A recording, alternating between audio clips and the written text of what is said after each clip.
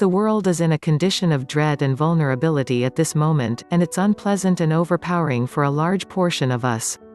This sort of dread, stress, questionable and overpower can have some extremely solid consequences for our lives.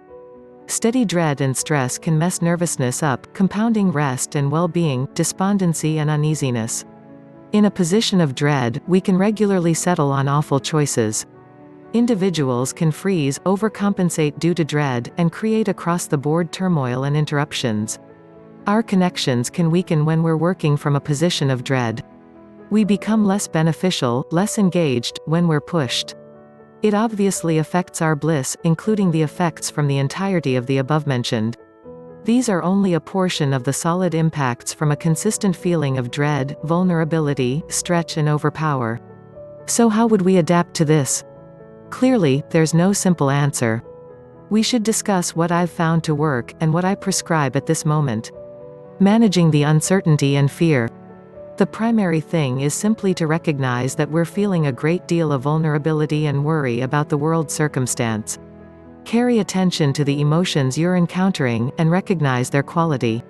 Regularly we need to overlook the sentiments, or we're simply working on autopilot and not so much mindful of it. In any case, at that point we're working from that spot of dread and stress, and these feelings are driving us without us monitoring it. Next, check whether you can give the dread and vulnerability some space.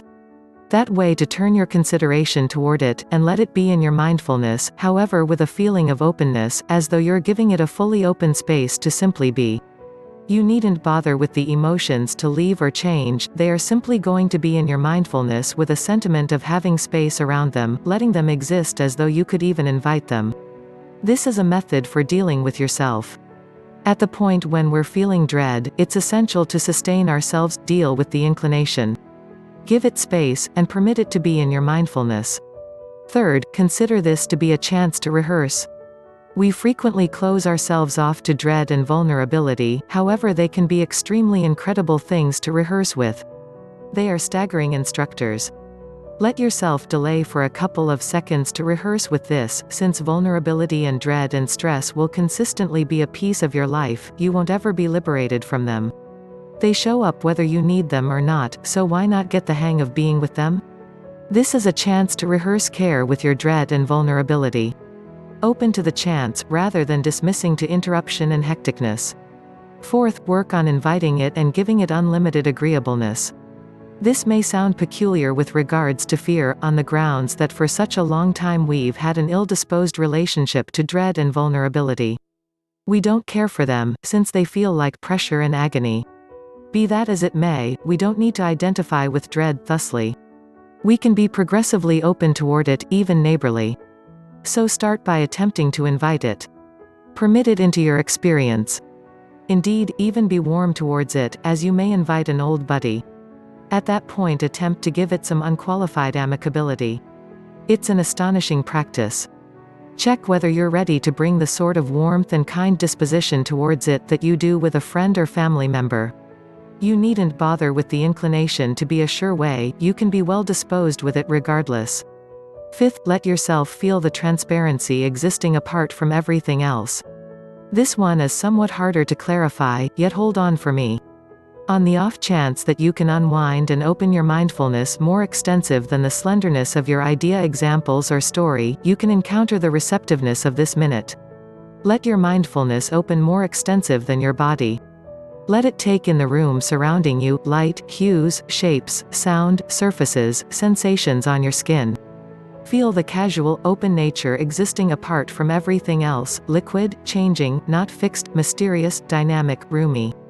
This is the idea of our reality, the foundation of vulnerability.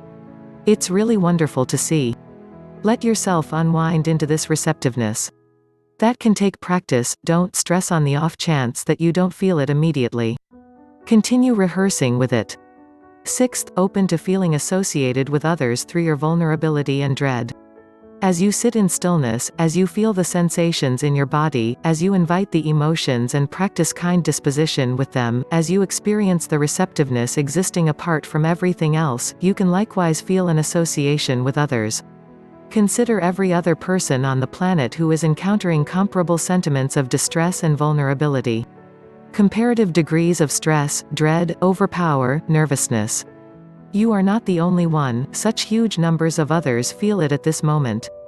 Right now, are totally associated. Let your heart feel this association with others experiencing comparable encounters. Send them sympathy and love, wishing them well.